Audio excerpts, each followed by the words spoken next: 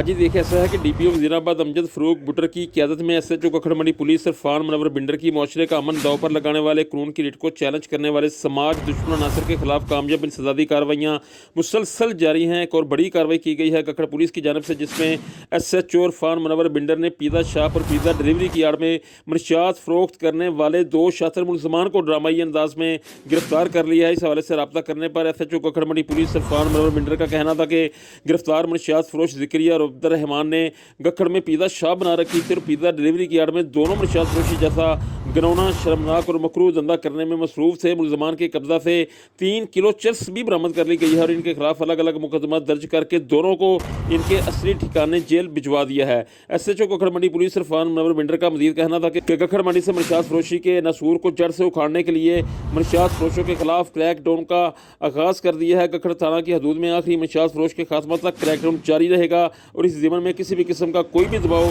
हरगिज़ कबूल नहीं किया जाएगा। दूसरी जानब बेहतरीन कारकर्दगी पर गखड़ के अवामी हलकों ने एसएचओ इरफान मुनव्वर बिंडर और इनकी पूरी टीम को भरपूर खराज तहसीन पेश किया है।